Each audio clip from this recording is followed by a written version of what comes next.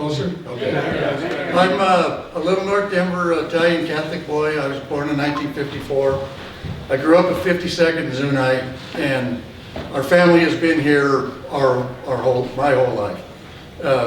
There was probably 50, 60 of us in North Denver, my relatives, and I could walk to any of their houses in 10 minutes. We very, very close family, still are. I'd like to talk a little bit about the police department stuff, because that kind of leads into the Grand Lake stuff. We lived on the Adams County side of 52nd. Most of my relatives lived on the south side of 52nd, the Denver side. So they all went to North High School. I went to Random High School, graduated in 72, went away to one semester of college, and I'm such a mama's boy. I hated being away from home. And so I went back home. You're gonna figure out as we go along here that everything I've ever done in my whole life was blind dumb luck.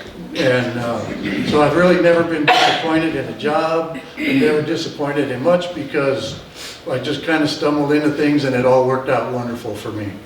When I left school, I've been building stuff my entire life. My dad, my grandpa's, if you couldn't swing a hammer, they didn't have much use for you. So we've been, from the time we could swing a hammer, we've been building stuff. And so I joined the Carpenters Union and as an apprentice carpenter, and they got you a job which paid crazy money for a 17-year-old kid. And then you went to Emily Griffith Opportunity School at West High School at night to learn your trade. Well, I had worked several jobs, and it got to be winter and it was cold, and I thought, yeah, I can't do cold. So I had a buddy that worked at the First National Bank downtown. I was a teller in the cash vault. Absolutely the funnest job I ever had. All we did was mess around all day long. And but there was an old guard there, and his name was Gordon Christopher, and his son was a policeman. And one day he comes in and he gives me this sheet of paper and he says, fill this out, kid, you're wasting your time here.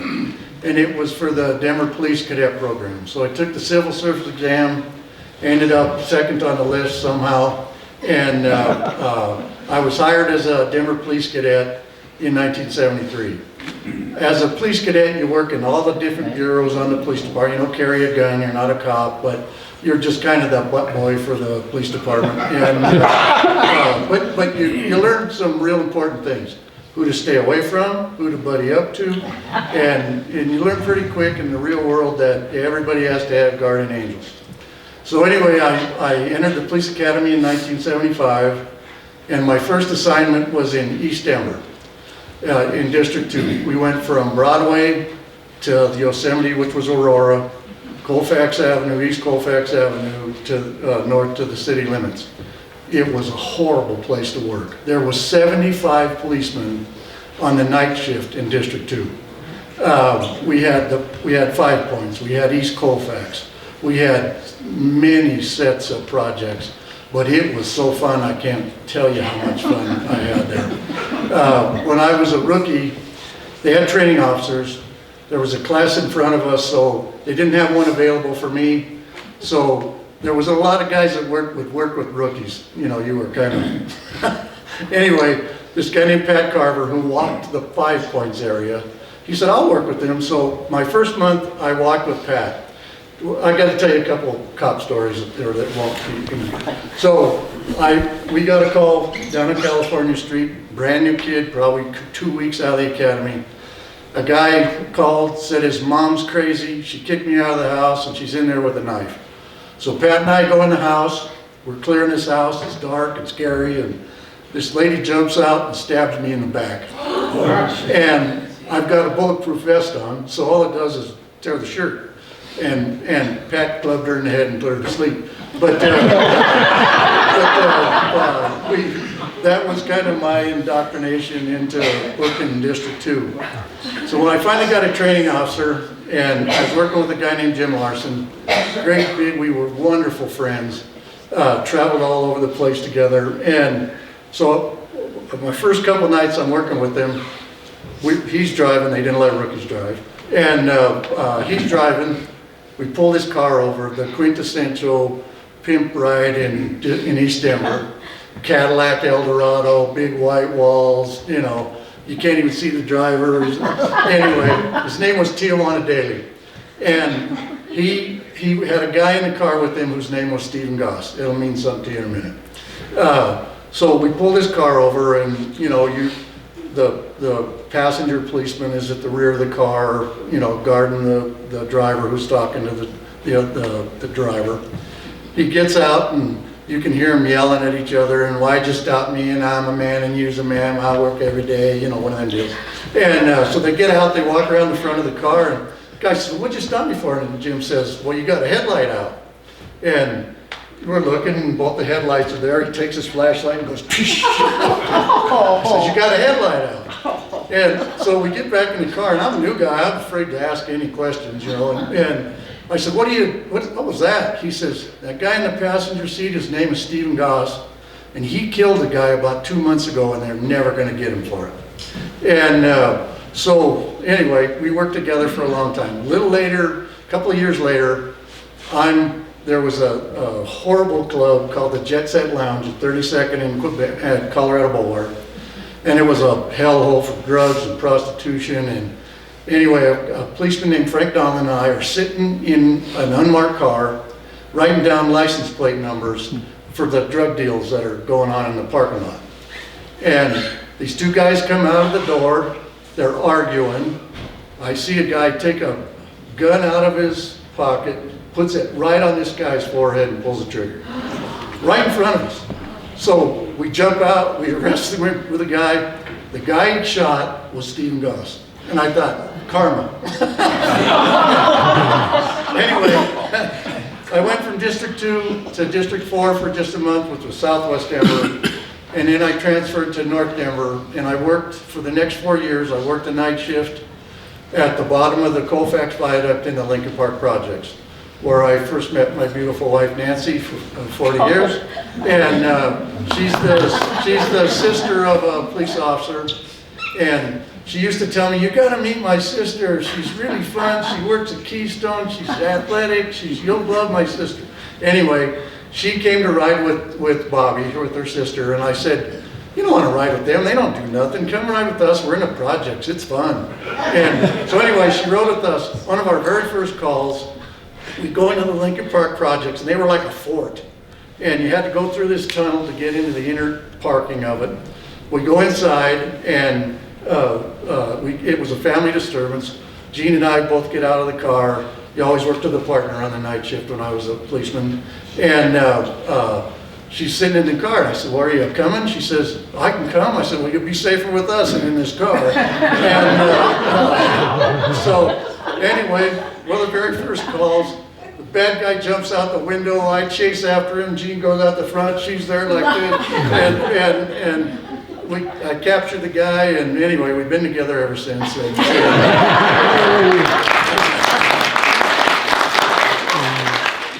So while I'm working in District 1, I work nights. The day shift guy is an airplane pilot. And more blind dumb luck, I start reading this flying stuff, and I thought, well, I'm going to go learn how to fly an airplane. I'd never even been in an airplane. So I joined the Wings of Denver Flying Club out at Centennial Airport. And I would get off work at 2:30 in the morning. I'd go out there at 7 o'clock in the morning, and I learned how to fly. I'm not bragging, but I picked up airplane flying so easy. It just came so natural to me. And I was the only guy in our flying club that got to take his check ride at exactly 40 hours, which was the minimum. So I took my check ride. You know, they cut your shirt off you, which is a tradition with pilots, and it was really fun. And I remember the FAA inspector, his name was Ray Estes. I was really proud, and I thought I was Chuck Yeager or John Glenn. And I tell him, I said, how'd I do, Ray? He says, you're just like every other 40-hour pilot. Now you're just dangerous. And it kind of brings you right back. So anyway, I'm flying airplanes and just messing around. The police department put a notice in the bulletin that they wanted an observer in the helicopter. Just shine the light out the window and talk on the radio. That's one of one of these helicopters. They're Bell 47s. They were Korea-era Army helicopters. Really fun. You could see underneath you in them. It was just a big bubble with a big motor and 2 seats. And they had 4 of them. That picture there is at Stapleton Airport on the north side where our hangar was. Anyway, I was lucky enough to get this opportunity. It was a 3-month deal, and then you went back to being in the Army there. And while I was there, more blind dumb luck, one of the guys had left to go fly for PHI in the Gulf, which was the biggest petroleum helicopter company in the country. They used to fly offshore, and they paid crazy money. And so I get called to the chief's office, and I'm thinking, oh, geez, what did I do? I've been here for a month. I couldn't have done anything too bad. And they offered me a job. They said, we'll give you 1 year to get a commercial helicopter license, which was another 100 hours of dual received, and then a check ride. And then if I could do that, then I could stay and be a helicopter pilot. So I can't lie to you. Flying a helicopter was the hardest thing I ever did in my life. Your feet are controlling the tail rotor, your right hand is controlling the rotor path, your left hand is controlling the throttle and the pitch and the blades. You got so many things going on in there. We used to practice in the United Airlines employee parking lot at Syracuse and Mobile. Huge park.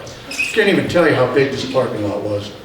I had a hard time keeping it in that parking lot. And you know, your instructor would take it, and it's just rock solid, and I take it, and pretty soon it's doing this, and it's doing this, and you're chasing dials and needles, and anyway, I'll bet I had 500 hours in a helicopter before I felt like I could make it do what I wanted to do instead of chasing my tail. Anyway, so I did that till 1988 when Federico Pena was the mayor. He hated the helicopter. It didn't have anything to budgets or money or anything. He told us right to our faces that it had a Vietnam-era stigma about it that he didn't want over his city, and he was able to get rid of us. So off I went back to the Army. So I went to the SWAT unit first, and I was there for about a year, and then we were trying to start a family, and I thought, I got to get into a safer line of work. And so I had a guardian angel that got me in the school resource officers. And that was a horrible job for a policeman. I can't lie to you. If I never have to talk to another 5th grader, it'll be too soon. But anyway, from there, I got promoted to the Detective Bureau, and I went to Vice Narcotics, which was, I hated it. You know what, I always liked people to know I was a policeman. I got a badge, I got a suit with a badge. I like people to know I was a policeman. That sneaking around and stuff wasn't for me. And kind of the clincher was, I was part of this unit called the Hotel Motel Unit. And so it was all these crappy, shitty motels on West Colfax, East Colfax, Colorado Boulevard, Federal. And the deal was the owners, if they had somebody check in that paid cash, no luggage, they had to call us. And we did what was called a knock and talk. So we knocked on the door, told them we were the police. If they'd let us in, we went in. If they didn't, we went on our way. But they had to call us every time they had one of those. Most of them were mules. They just had either money or drugs, and it didn't belong to them, and they didn't care, and they didn't want no part of the police. And so they would comply, and we got a lot of seizure money, which really ran the police department back in those days. Anything extra other than cars and salary came out of the seizure budget. And so they were more than happy when we could get 10 grand off of some guy, or 15 grand, or 50 grand. But one day we were at the Denver Center Motel at 6th and Federal. I was with a real good friend of mine named Rick McNillis and Larry McEwen.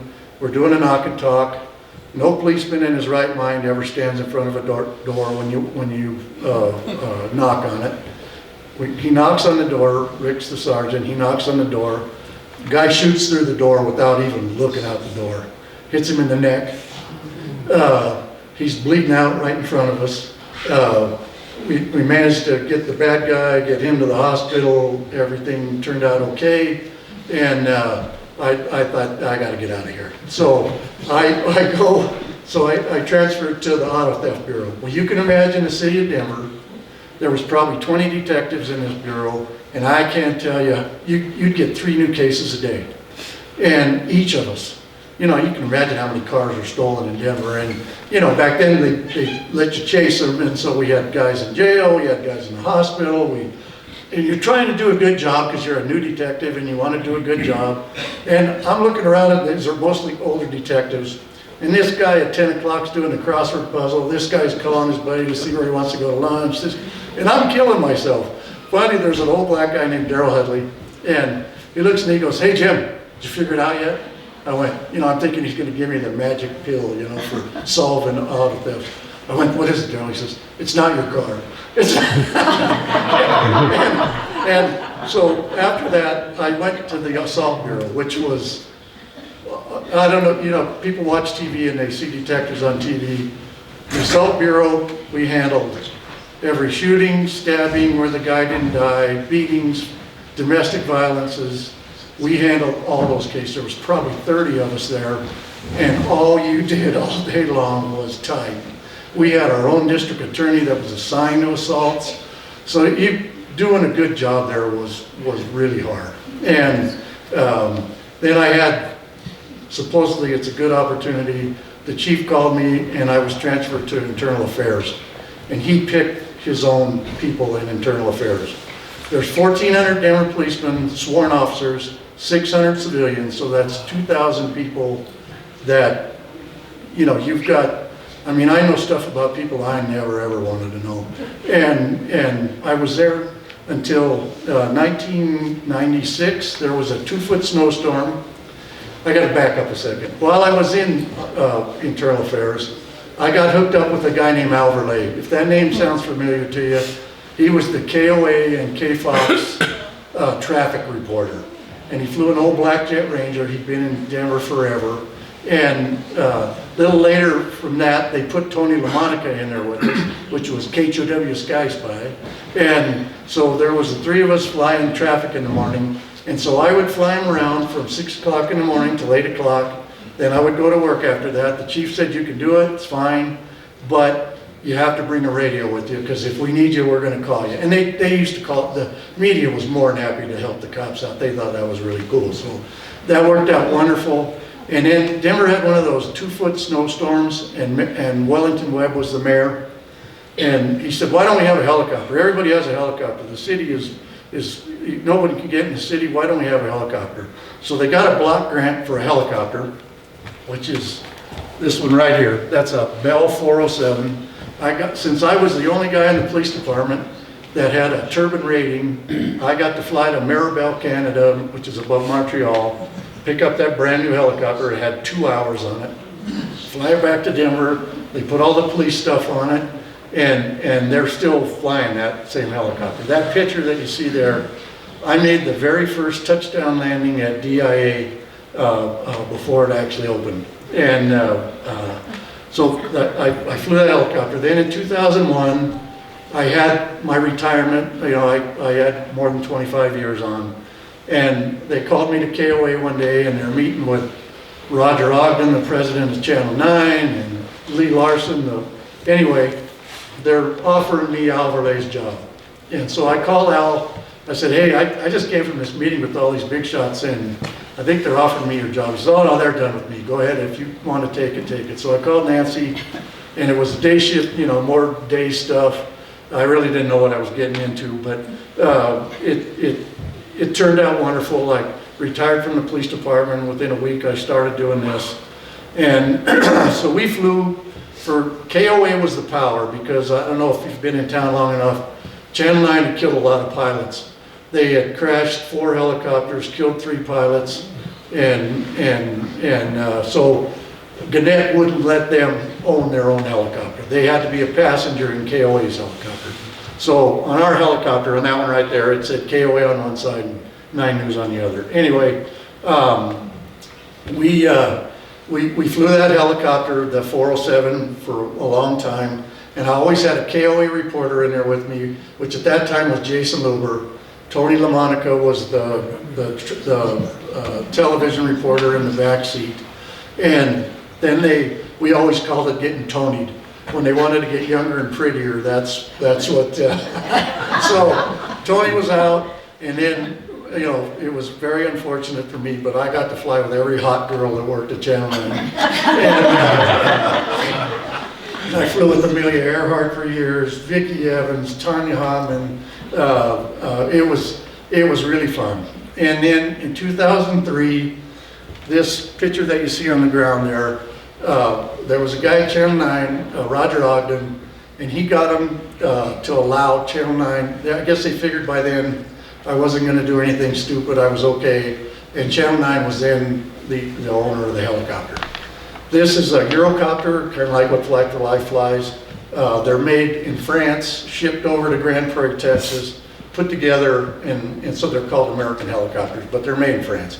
And so that particular helicopter there was the first high definition helicopter in the country. And I got to fly that thing everywhere. I flew it from Grand Prairie, Texas to Bristol, Tennessee, from Bristol, Tennessee to I flew it to the National Broadcasters Convention in Las Vegas. And then in 2013, I did that till 2013. And in the news business, a kid, a dog, or something on fire, they're all over. So that's the only things they cared about. And so I did that till 2013. Nancy'd had enough of Denver and she wanted to move up here. So for a long time, she wanted to move up here, and she had kind of a job lined up at the medical center down there, but it really wasn't open yet. So one day we're driving home, like we're weekenders, we're driving back to Denver. She says, "Hey, stop at City Market." She goes into City Market, says, "They told me I could start on Monday." They did an interview, a drug test, and gave her a job offer right there. So anyway, we moved up here, and we've been here ever since. But my time up here, my grandfather bought a one-bedroom cabin. His best friends were Tony Marcello, and they lived up the street from Frank and Linda Applehans, and then they had the house at the far end of their street. That was my mom's godparents. That's also the grandfather of Michelle Marcello, who owned the Mountain Inn for 1,000,000 years. A lot of you probably know Michelle. And so those were cousins of mine also. But Monsignor Berry, Tony Marcello, and my grandpa used to vacation up here, and they were big time fishermen. Anybody that knew anything about Norton Marina on Granby knew Monsignor Berry. He was a big fisherman. And so he had told my grandpa about a house that he could buy. It was a one-room cabin and a barn in 1944 from a couple of World War draft evaders that worked at a sawmill up in Rocky Mountain National Park. And so he bought this house with the collection money from St. Anne's. Monsignor Berry used to make them take collection in fishing baskets so nobody put change in them. And when they initially started, they did it at Don Negri, which is no relation to us, but they were good friends of ours, who owned Sunshine Cabins. They did Mass in his house until they built St. Anne's and the rectory. And that's kind of how the whole thing started up here with the houses. In 1950, my dad was up here. Where the sagebrush is now was Zick's grocery store. Above it was little apartments, weekend rentals. And my dad was up here with his buddies from Regis College, staying there. And my mom was with her friends. They met at the Pine Cone Dance Hall, which Don Negri also owned, which is now Charlie's or whatever that is down there. And that's where my mom and dad met. They got married. And my grandpa's dream was, he had 4 kids, he had 5 acres, pick an acre, build your cabin on one of those acres. And so my dad started this foundation. My grandma made a comment to him that, oh good, there'll be somewhere else for people to stay when they come up. My dad went, no. And he bought the acre across the street, and we started building that out. So I'm gonna start with these photos. This is the Dairy King in probably 1973. If you look at up the hill from the Dairy King, there's a house up there. It was always full of old Chryslers, and it was Al and Wanda. They were Denver school teachers, and they owned the Dairy King. When they retired, they let their son John run it, and then he sold it to his cousin Bob, who owns it today. So Bob and Sarah and Benny, they're relations of Al and Wanda. So go to the next one. So this is my mom. Nice glasses, Jenny. My mom lived up here forever. She passed away last year, and she lived right across the street from us. That's a 1968 Nova, was the only new car we ever bought, so this is 1968. Go ahead. Okay, this is my grandpa Ben Berlinger, his wife Elvira, and two of our cousins and my mom. This is the inside of the one-room cabin that he bought. You could cigars. The guy lived to be 100, chewed Copenhagen till the day died, and he let us stay with him up here in the mountains. So this is my mom. There was a Dave Lively. Martha was your grandma or your grandma? Okay. So Dave Lively's grandma lived at the end of our street. She lived in a house that was a drugstore in Grand Lake that they moved up into that property by the meadow up there. And there was a guy that lived next door to him, Roy Starling, and he drilled all the wells in our neighborhood. He had an old wood drill rig and a diesel motor on it, and he drilled all of them. This is my mom digging the trench from the well, which is where that cement pad is, to the house. So this would have been, early 50s. This is obviously it ain't the priest, it ain't the deacon. There's a lady that runs the church. And Jerry Trudy Hurley was that lady for St. Anne's up here for years. We nicknamed her Our Lady of Wood.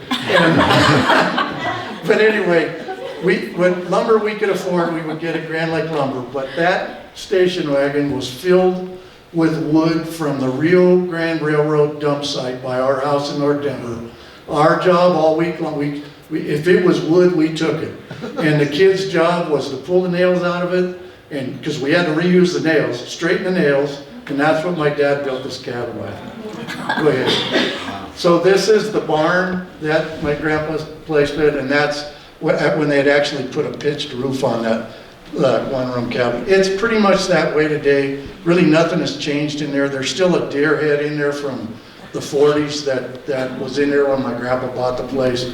My cousins still use it. It's nothing never goes away in our family. Yeah, go ahead. This is my little place. This walkway that I built here went out to the street. So that saved me 3 feet of snow shoveling in the winter. But that cabin, and Dave, when he gets his chance to talk, will tell you more about this. This cabin was part of the Phantom Valley Guest Ranch. It was built in 1902. It was in Rocky Mountain National Park. In 1934, a guy named Squeaky Bob Wheeler moved these cabins onto these little 1-acre sites. And so it was 2 little rooms, and that's what I bought for $13,000 in 1976. I gotta tell you a funny story about buying the cabin thing. It's October of '76, and the day I'm supposed to come up here and sign on it, I'm standing at the clerk's office. I'm working the morning shift. I get off work at 10. I'm standing at the clerk's office, and they tell me, hey, somebody's here to talk to you. So there's a guy there. He says, are you Officer Negri? I said, yes. He gives me the subpoena, and it's for court that day at 8:30. So I wad it up, I stuff it in his shirt, and I tell him, take this back to the judge and tell him to stick it in his ass. Well, he did. So I drive up here, I sign the papers on the cabin. It was a realtor named Esther Tracy. I sign the papers on the cabin, I go home. That was back before pagers and cell phones, and the phone rings, I answer it, and the guy says, hey, is Officer Negri there? Well, nobody ever would answer to that question. I said, no, he's not here. And he says, well, there's sheriffs on the way there. They got a warrant for his arrest. So the judge had cited me with contempt, and so I called our lawyers, and I said, hey, I did something bad. I told Judge Feinstein to stick the subpoena in his ass, and he's pretty mad. And he says, well, don't answer the door, and let me make some calls. So anyway, I had to go down the next morning at 8 o'clock, give them my gun, turn myself in, sign the warrant papers. They made me sit in the box with the bad guys. It was horrible. They called the whole docket, and then they called me up there so he could yell at me and scream at me. And anyway, every policeman in District 1 took me as arrest on that morning shift. But so anyway, that's how I got my little place in '76. This is my grandpa and my cousin Stevie. My grandpa, like I said, he loved to fish. By our house up County Road 49 was all these beaver ponds, and they were filled with brookies. And my grandpa would bring all us little boys and girls down there, and we would fish. And he had this old '59 Dodge, and he'd tell you, okay, I'll meet you here in an hour. He never would fish with us. He'd turn us loose, and he'd say, I'll be back in an hour. So he'd pick us up, and he'd say, how many did you have? I said, well, I had 6. How many you got? Oh, I had 4. And he'd say, stop here, stop here. And he'd go in the bushes, and he'd bring out these stringers with 50 fish on them. Anyway, he loved them brookies. And, you know, we used to cook them by throwing them in a bag of flour and salt and pepper and frying them in bacon grease. And, man, they were delicious. Except for he would eat the whole thing, heads and all. It was gross. Even as little kids, you go, ooh. Anyway, this is my grandpa again. He was such, he would, all of us boys, the 4 older boys, and I'm going to pass these little cards around. We had this little club called the Adventurers. And my cousin Paulie was at Horseman Middle School, and he printed up these little cards for us. And so we had our own little business cards. And but we had this little club called the Adventurers, and there was a power line that ran down the park boundary right at the end of our streets, and there was an old telegraph line there. We climbed up those poles and we took down the telegraph wire. And by where John and Lois live on County Road 491, there's a big cutout, and it was all sand in there. And they were using the sand to make concrete. And so in this thing, we put that telegraph wire from one eye tree on the other side down to the bottom. We made the first zip line that I'd ever heard of. we used the pulley that my dad used to bring the well up and down with. But we weren't smart enough to figure out that if you raised that up on the other end, you didn't have to drop off into the sand at 100 miles an hour that going to the bottom. But that power line ran right down to Sun Valley Road. Go ahead. This is more fishing. That's my Uncle Mike, my cousin Stevie, my grandpa, and my Aunt Rose. Fishing was obviously a big thing what we did up here. We fished all the lakes only from the shore. Going to Hot Sulphur to fish the Colorado River was a big deal for us. Go ahead, Will. The more fishing at my grandpa's. Oh my God. Go ahead. This is the yard looking towards where my mom and dad started building their cabin across the street. Go ahead. This is my dad, my older brother John, and I think that's the youngest brother up. You can tell how high the snow is. And that's the cabin we started building back in the back there. That would probably been, late or early 60s, I guess. So this is the Adventurers on top of Bowen Mountain. Cool. We used to, so these 4 little boys, 10 to 13, 1 week a year would hike from our cabin all the way to Bowen Mountain. We'd have to start at daylight, and we could just get into the lake, set up camp by the time it got dark. You never let your kids do that. I don't even remember them caring if we went, tell you the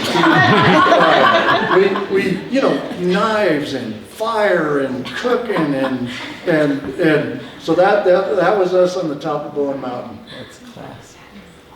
Same thing. And I don't know if any of you have ever hiked up to Bowen, but it's beautiful. It's a 4-sided lake, square lake, fed by a glacier.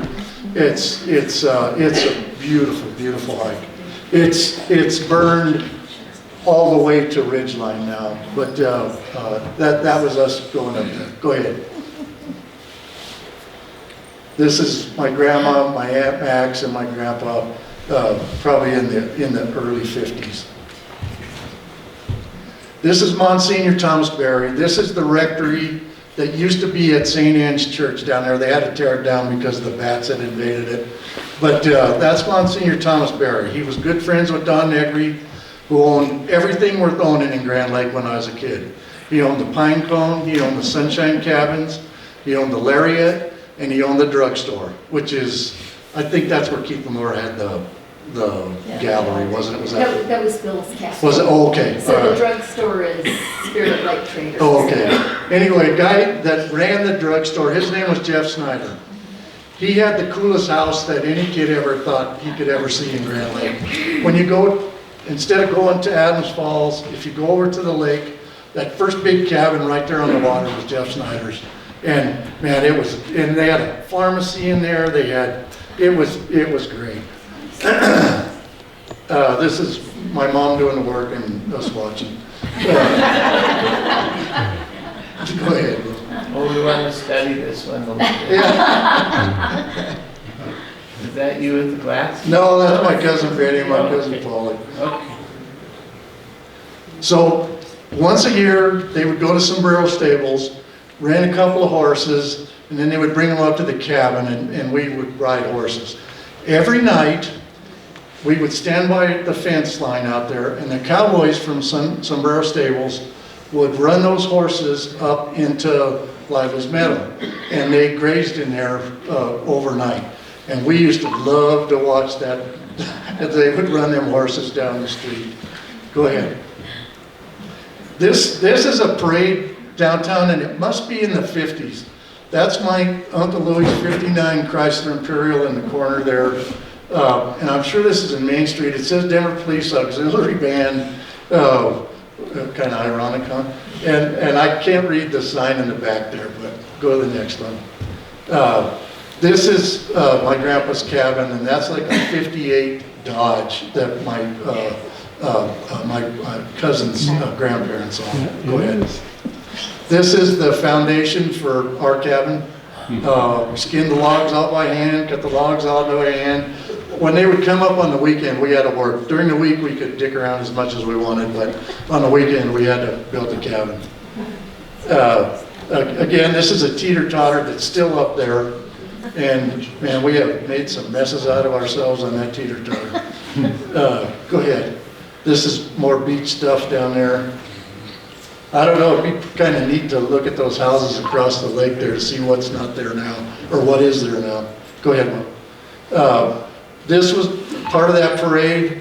To be real honest with you, I knew Zix had a grocery store. I don't remember him having a cafe, so who the heck knows how old that would be. Go ahead. This is the, I don't know if that's still around or not, the Tollgate Bar Cafe in Central City at this parade. Go ahead. I had to laugh at this because I thought, that's kind of risque for the 50s. That's my mom, nice glasses, Jenny. And that's our 57 Chevy station wagon. That's my grandpa's 59 Dodge over there in the corner. So this would be late 50s. This is that's the barn. We used to have to walk in from County Road. I don't know why we came here in the winter, but we did.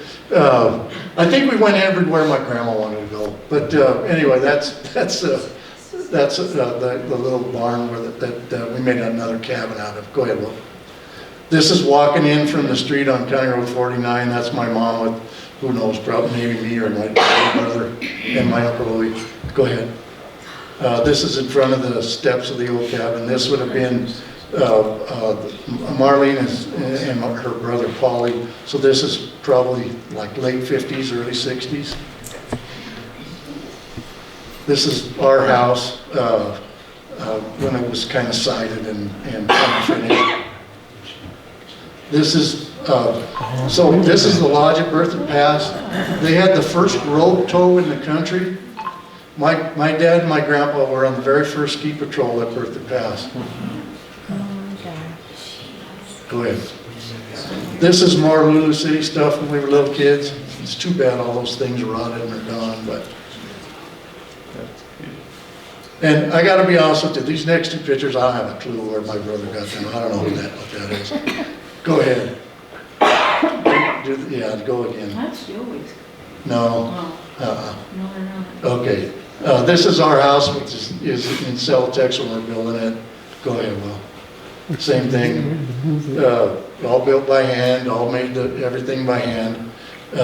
Whatever my dad could scrounge, and that's what we used to build the cabin up here. This is a great picture. I gotta tell you the story. So this is my Uncle Al. This is at Bowen, and they had old logging cabins up there too before they all. He had a heart attack, and so they found this box spring in that house. That's my dad. My Uncle Louie and my grandpa and my cousin Stevie carried him down the mountain on that box spring after he had a heart attack up there. So that's it for these photos, but I want to tell you, in our neighborhood, we had wonderful neighbors, and we still do. We lost 14 houses in the troublesome fire. Dave Lively and Corinne took a big hit up there. They've got a new house up there. But the people that were here when I was a little kid, Scott Stevens, his mom and dad owned a house up there. The Colonel built the little houses up here.